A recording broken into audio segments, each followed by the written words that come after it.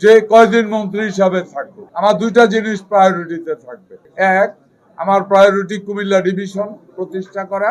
দুই, আমার প্রায়োরিটি গুমতি থেকে মাটি কাটা জিরো টলারেন্স। খাদ্যের সেফটি, জমিতে হেভি মেটাল বেড়ে গেছে, এই হেভি মেটাল রিডিউস যদি না করি আমরা ইচ্ছা করলেও সেফ ফুড প্রোডাকশন করতে পারবো না, কারণ ক্রপের সাথে হেভি মেটাল ইন করে যাবে।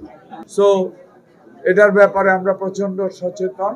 আমরা আশা করি আমাদের সরকার আগামী দিনগুলিতে ফুড সেফটির ব্যাপারে অনেক বেশি গুরুত্ব দেবে।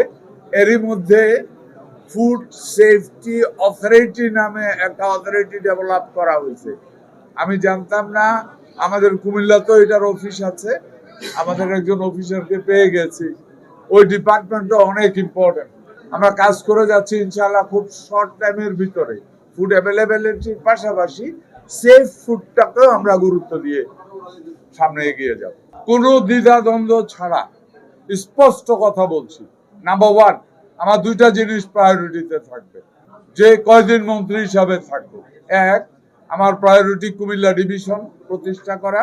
দুই অথবা একের ক, আমার প্রায়োরিটি গুমতি থেকে মাটি কাটা জিরো টলারেন্স। সুতরাং এখানে ডিসি সাহেব আছেন, এখানে এসপি সাহেব আছেন, আপনারা সাংবাদিকেরা আছেন। আমি আশা করব আজকের পরে এই পুরা ঘটনাটা সূর্য ডুবার পরে শুরু হয়। আমার কাছে যতটুকু রিপোর্ট আছে এটা অত্যন্ত দুর্ভাগ্যজনক, দুঃখজনক এবং লজ্জাস্কর। আমি এখানে প্রশাসনের দুইজন বড় কর্মকর্তা আছেন, আমি আশা করব যে আজকের পরে থেকে ইনশাআল্লাহ থেমে যাবে না। আজকের পরে থেকে এক ফোঁটা মাটিও গুমতি থেকে কেউ কাটতে পারবে না। কুমিল্লার প্রশাসন এই ব্যাপারে জোরালো ভূমিকা রাখবে, এটা আমি আশা করি এবং আপনাদের সহযোগিতা চাই।